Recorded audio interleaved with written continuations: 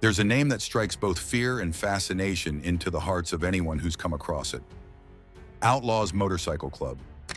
Formed in the aftermath of World War II in McCook, Illinois, in 1935, the Outlaws MC evolved into something far beyond a brotherhood of motorcycle enthusiasts. Over the decades, they became one of the most powerful and feared outlaw motorcycle gangs in the world. They live by the motto, "God forgives, outlaws don't," and their actions have often proven they mean it. Among their ranks have been men whose names are etched into the club's bloody history, men who turned the club into an empire of crime, violence, and unshakable loyalty. These aren't just bikers. They're legends, criminals, leaders, and killers. Each one with a story that makes you wonder how deep the darkness goes when men live outside the law. Harry Joseph, Taco Bowman, was perhaps the most notorious of them all. As the international president of the Outlaws during their rise in the 1990s, Taco Bowman turned the MC into a global powerhouse. Under his leadership, the Outlaws waged bloody wars against their rival, the Hells Angels. Murders, bombings, and ambushes became standard operating procedure. Taco wasn't just a leader, he was a strategist, a criminal mastermind who made the FBI's 10 most wanted list in 1998. He was charged with racketeering, multiple murders, and conspiracy.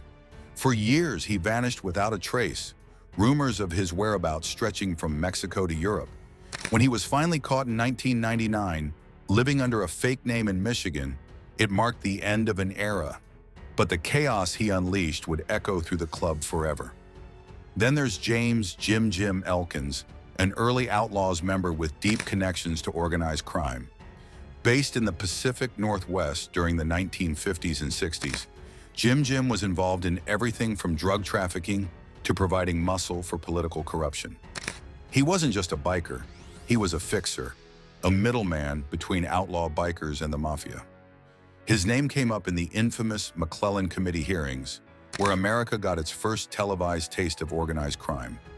His ability to stay out of prison while pulling strings behind the scenes made him a respected and feared figure among the club and law enforcement alike. Charles Chuck Kaczmarczyk, also known as the Preacher, had a very different kind of infamy. Once a proud outlaw, he eventually turned his back on the club and became one of the highest-profile informants in the club's history. He testified about the Outlaws' criminal activities, from gun trafficking to murder. But what made his story even stranger was his transformation into a born-again Christian.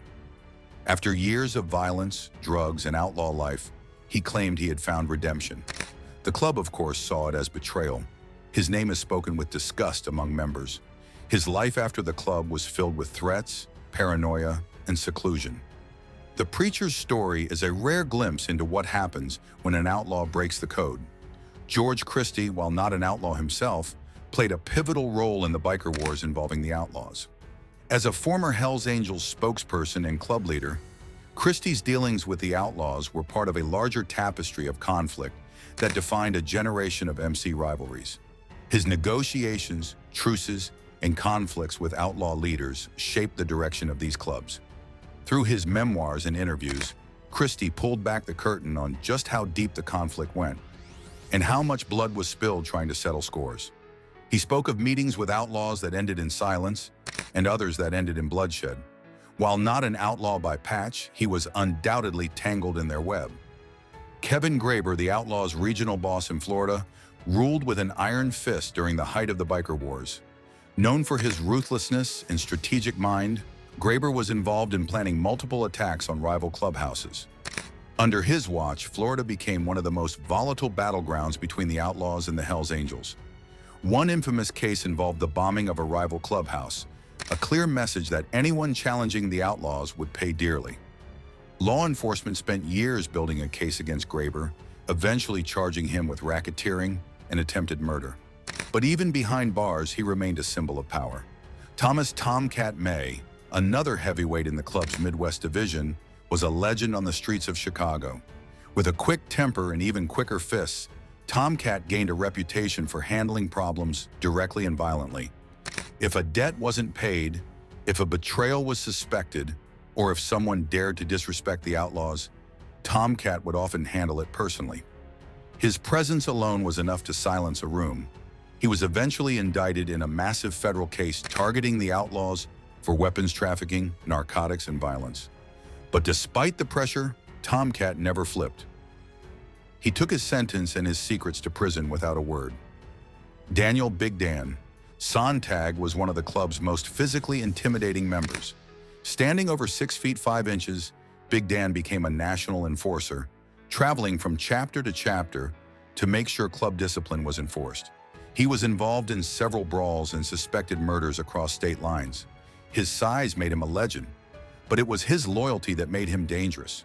He once stood trial for beating a man into a coma over a minor dispute and refused to say a single word to police.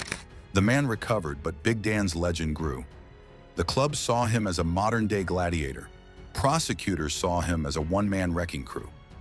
William "Billy the Kid" Reed, a young prospect turned full-patch member, rose through the ranks faster than anyone else in the Florida chapter. But Billy's fame wasn't due to loyalty or leadership. It was due to a murder that made national headlines. In a bar altercation gone wrong, Billy pulled a gun and killed 2 members of a rival gang. He vanished for months, triggering a national manhunt. When he was finally arrested, the courtroom turned into a media frenzy. The Outlaws backed him until the end, covering legal costs and issuing statements. To many younger members, Billy became a martyr of the biker lifestyle. Frankie Guns, Razzo was part hitman, part outlaw philosopher. Known for quoting Sun Tzu and Machiavelli while plotting ambushes, Frankie was both brains and brutality. He was deeply involved in meth distribution networks and suspected in multiple unsolved killings. Law enforcement had recordings of Frankie allegedly ordering hits, demanding loyalty, and managing drug routes like a general at war. What made him infamous wasn't just his crimes, but how unapologetically he talked about them.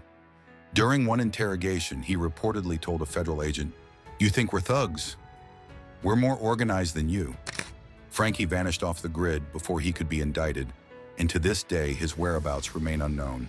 And then there was Michael "Mad Mick" Knapik, a Canadian outlaw who became a symbol of international expansion and brutality. Mick was part of the push to establish outlaw chapters in Canada, where Hell's Angels had long held dominance.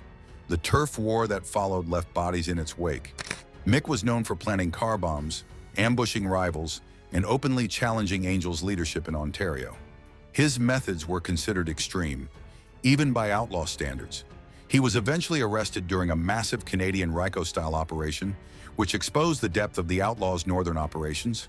But to many within the club, Mick was a soldier who fought in hostile territory, and he became a legend for it.